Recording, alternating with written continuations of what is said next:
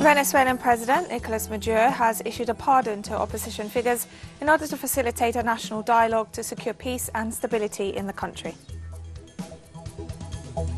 A former Ecuadorian intelligence agent has revealed that he was pressured to implicate former President Rafael Correa in an alleged case of abduction. Former Indian President Pranab Mukherjee has passed away at the age of 84. From the headquarters of Telesur English in Havana, Cuba, this is from the south. I'm Katrina Goss. Venezuelan Vice President for Communications Jorge Rodriguez announced the approval of a presidential pardon which benefits Venezuelan opposition figures this Monday ahead of parliamentary elections set for December this year.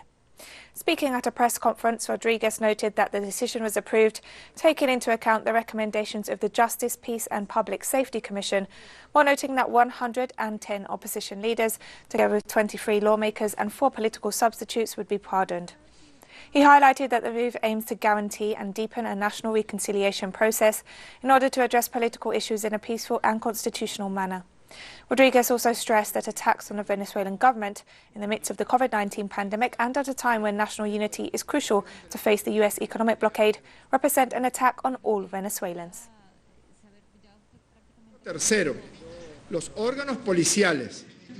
Article 3.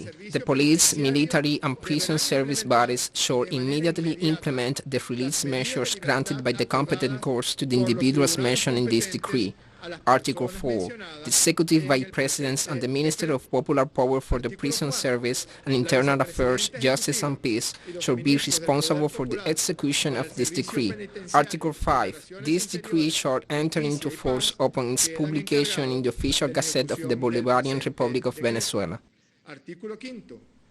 And the Vice President for Communications also addressed the parliamentary elections scheduled for December 6, noting they represent a great opportunity to guarantee the broadest participation of all political parties across the country.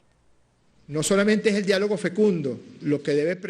is not only productive dialogue that should prevail in Venezuela's political life, but we are also facing 2 enormous opportunities for dialogue with the Venezuelan people and between political actors in the immediate future. The first is the election of December 6th. As any electoral campaign is an exchange, it is a dialogue between the potentially elected candidates and voters, and it is the Venezuelan people who must decide who their representatives to the National Assembly will be, not foreign presidents or people who want to appropriate the function of deciding for Venezuelans. It is Venezuelans who decide who we elect and who we do not elect. Declassified files published by the U.S. non-governmental institution, the National Security Archive, have confirmed the links between former Colombian President Álvaro Uribe and Colombian paramilitary groups. The declassified documents reveal Uribe's likely links to paramilitary groups while he was governor of the Colombian Department of Antioquia. Among the documents is a declassified memo from 2004, which shows that a top Pentagon deputy told then Secretary of Defense Donald Rumsfeld that Uribe almost certainly had dealings with paramilitaries, representing the first declassified evidence available showing that concerns over Uribe's presumed paramilitary ties reached the highest levels of the U.S. Defense Department. Another memo linked Uribe to drug traffickers, specifically Pablo Escobar, head of the Medellin cartel. Despite the warnings, Uribe continued to enjoy U.S. support as president, as he was viewed as a key strategic partner in Latin America.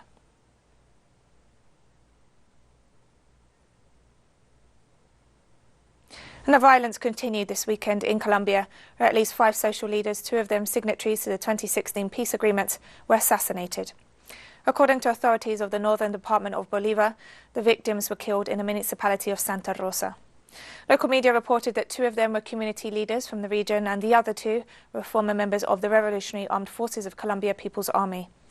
Meanwhile, the National Coordinating Rural Workers Association accused the government of President Iván Duque of being responsible for the crimes due to the failure to guarantee the security measures as established in the peace accords.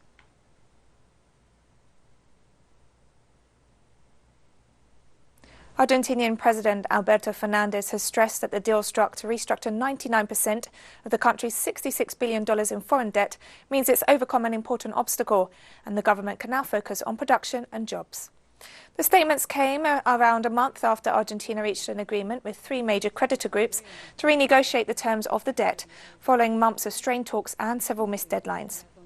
The deal meant Argentina would benefit from $37.7 billion in debt relief, while its annual interest rate will drop from 7% to 3%. The deal reached on August 4th is worth 54.8 cents on the dollar, a significant increase on Argentina's original offer of 39 cents. The bonds represent roughly a fifth of the country's $324 billion in debt, which amounts to around 90% of its GDP. Argentina is in the midst of an economic crisis inherited from the previous administration of Mauricio Macri and has been in recession since 2018.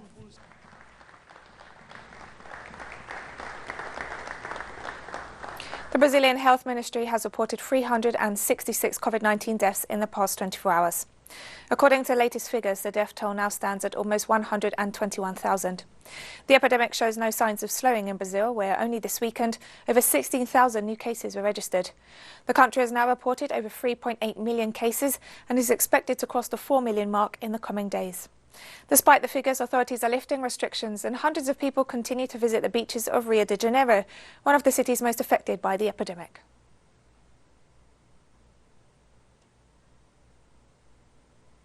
And the coronavirus pandemic continues to impact Peru, which has reported the second highest COVID-19 figures in South America behind Brazil.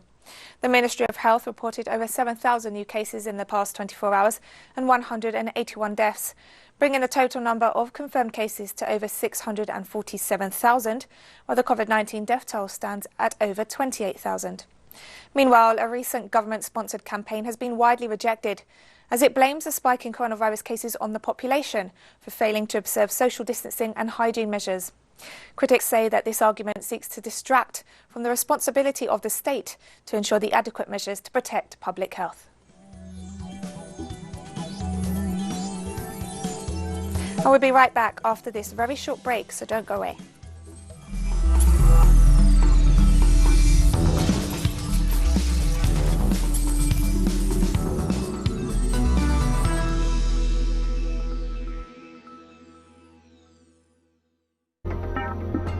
To implicate former President Rafael Correa in what is known as the Bauda case.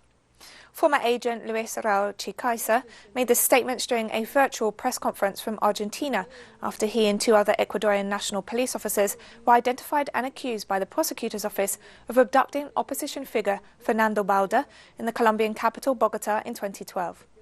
Chicaiza stressed he was pressured to implicate former President Correa as part of a lawfare setup based on the supposed abduction of Bauda, while also noting that current President Lenin Moreno held clandestine meetings with Fernando Bauda in the Ecuadorian province of Esmeralda.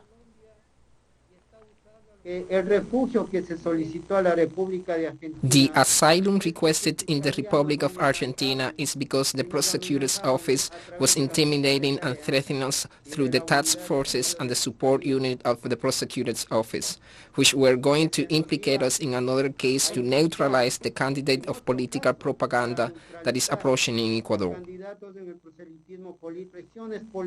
I was used due to political pressures, as is the case in the current executive branch, through Santiago de Cuesta Caputi and the state portfolios before the interior portfolios, and the official pressure from the former president of the Council of Citizen Participation and Social Control, Dr. Julio Cesar Trujillo, supposedly a defender of democratic rights, and from the prosecutor Paul Pérez Reina.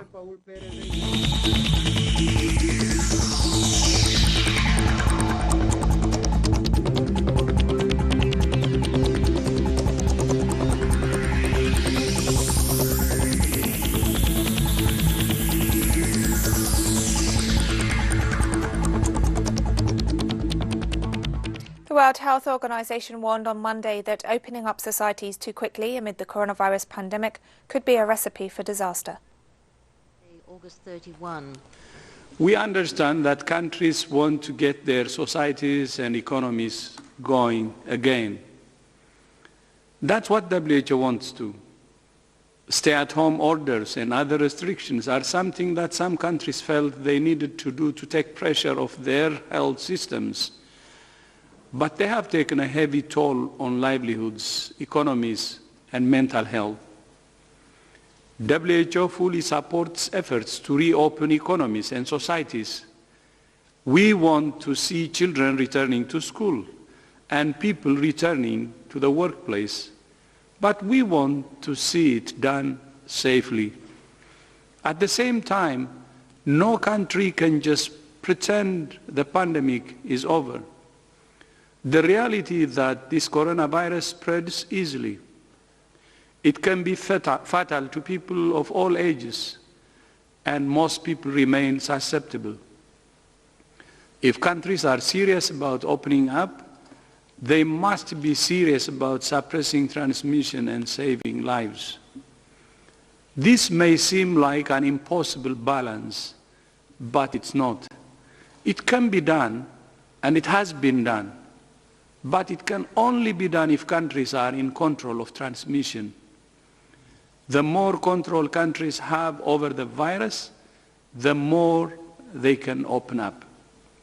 Opening up without having control is a recipe for disaster.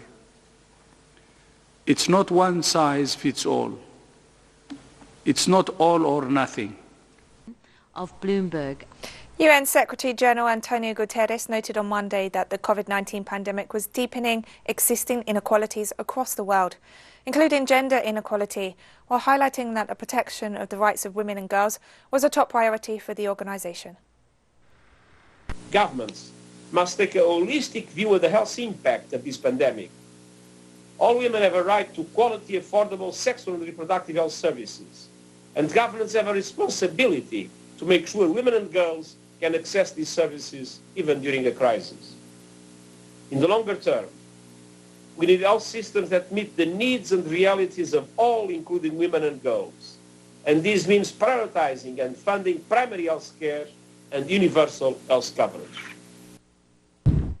Spanish health authorities offered an update on COVID-19 cases on Monday, while also addressing the reopening of schools despite the recent surge in cases across the country.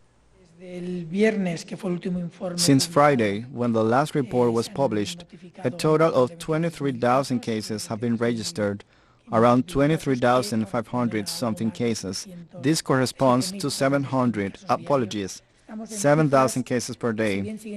We are talking about numbers that even if they are still high, we need to contextualize them within a high detection level, and many asymptomatic cases, around 45% to 50% of cases are asymptomatic. So it's true, and I understand the return to school is creating some uncertainty, same as with returning to work for the adults. But I think we have been preparing for this for a long time across the whole country, and we have been talking about this among us for a long time to be able to do things right. Sweden attracted worldwide attention earlier this year when it famously stayed open throughout the first months of the coronavirus pandemic, with authorities now holding out again, this time refusing to recommend the use of face masks. While most of the world has come to terms with covering their noses and mouths in crowded places, in Sweden, people using public transport, shopping for food and going to school are maskless, with only a few covering up. Public health officials argue that masks are not effective enough at limiting the spread of the virus to warrant their mass use, insisting it's more important to respect social distancing and hand-washing recommendations. The country has reported over 84,000 cases and more than 5,000 COVID-19 deaths. There is no new evidence coming out, which is a bit surprising. Seeing so many countries introducing it, you will see that some evaluation will be in place and maybe it will be coming, and then the situation will be more clear when and how face masks actually makes a difference, and they don't. So right now there is definitely no reason to introduce something like that. We keep following the evolution, both when it comes to the spread in Sweden and the evolution of the knowledge around what face masks actually do. In Russia, the government is stepping up new measures to prevent the spread of the novel coronavirus after deciding to reopen schools. Authorities are set to adopt a number of measures in schools that include a strict schedule for lessons and breaks, the ventilation of classrooms, social distancing and a daily disinfection process. However, students are not being forced to wear face masks. Almost 5,000 new coronavirus cases were confirmed in the country in the past 24 hours, bringing the total to over 995,000. Meanwhile, the number of COVID-19 deaths rose to over 17,000.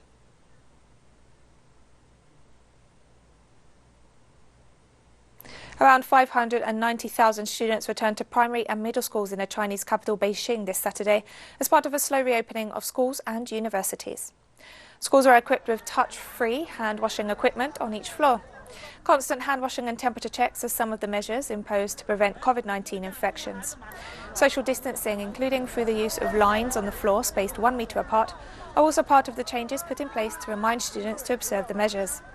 Beijing authorities deployed more than 1,000 inspectors to check anti-epidemic and security preparations, including facial recognition devices, social distancing, disinfectants and other measures to help halt the spread of COVID-19 in the city.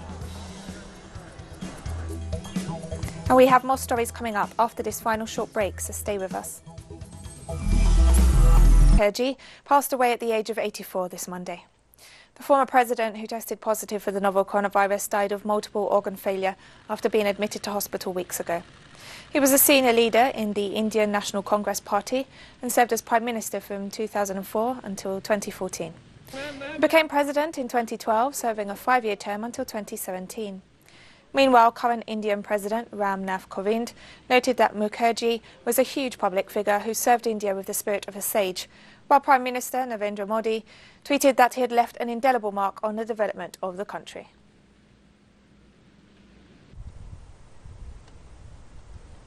Hundreds of taxi drivers took part in mass testing for COVID-19 in Angola's capital, Luanda, on Monday, in a move to curb the spread of the novel coronavirus.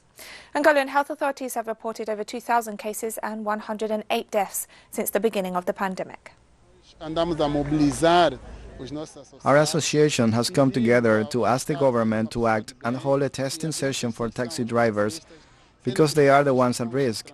They are transporting the population. It is important for them to be tested and to know their status so they can work safely for themselves and for their passengers. The results we have on site are from IgG and IgM antibody tests. There are also blood tests that will be sent to the national laboratory for the final result. Yes, I am very happy, very satisfied in fact, because this result will make my work easier. On the road I will be able to prove to the police that I'm not ill, and that makes us very happy. The United Nations mission in South Sudan has rehabilitated a COVID-19 intensive care centre based in the southwestern city of Yambio. The works were conducted with the participation of development partners and South Sudan's COVID-19 task force in order to ensure a fully equipped isolation facility in the city. They included repairs to 16 rooms for COVID-19 patients, together with the delivery of 50 generators, 20 beds and mattresses, 120 sets of bed linen and a water tank with a capacity of 5,000 litres. The COVID-19 figures in the country stand at over 2,500 cases and 47 deaths. All of this is to ensure an enabling environment for the delivery of humanitarian assistance as part of support that the nation is giving to the National Response Plan on COVID-19. UNMISS worked in conjunction with the UN family, development partners, and the state governments to ensure that we are ready to execute proper response to this scourge that is affecting us all. North Macedonia's parliament approved a new coalition government led by the Social Democrat Union of Macedonia party on Sunday, with Zoran Zaev returning to the post of Prime Minister, ending months of a leadership void in the country. Overcoming the consequences of the coronavirus crisis and restoring previous economic growth rates will be the focus of this government's work. With the election of the government, we complete the system of efficient and strong institutions with full capacity and legitimacy, which will work efficiently in overcoming the consequences and challenges of the coronavirus. Institutions that will lead the new defense. Institutions will lead us all in respecting the measures and in protection of the invisible enemy, COVID-19. During the first months of the mandate, the new government will provide mechanisms for structural reforms in the public administration, but also in the area of rule of law, by changing the judiciary and building a strong, independent rule of law. Iran's foreign minister stressed this Monday that the United States is enforcing the law of the jungle. In a message on social networks, Minister Mohammad Javad Zarif pointed out that the policy of all options on the table has long been a staple of US foreign policy and essentially means the law of the jungle, as it disregards the international principle of the non-use of force. He noted that the policy is also being applied domestically, as President Trump threatens protesters. The diplomat noted that for several years the White House has threatened Iran with various moves, including war, and the Trump administration keeps these options on the table as Tehran disagrees with Washington on global policy, economics, trade and the military.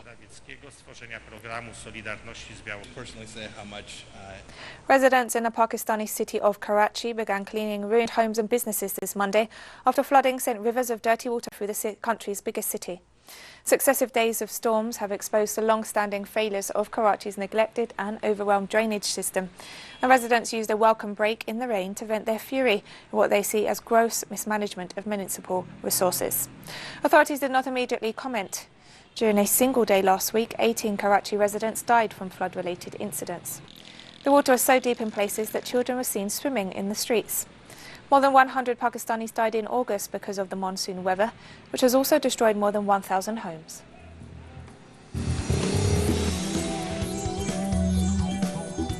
Now we've come to the end of this news brief, but remember you can find these and many other stories on our website at telesurenglish.net. You can also join us on social media, Facebook, Twitter and Instagram. For Telesur English, I'm Katrina Goss, and thank you for watching.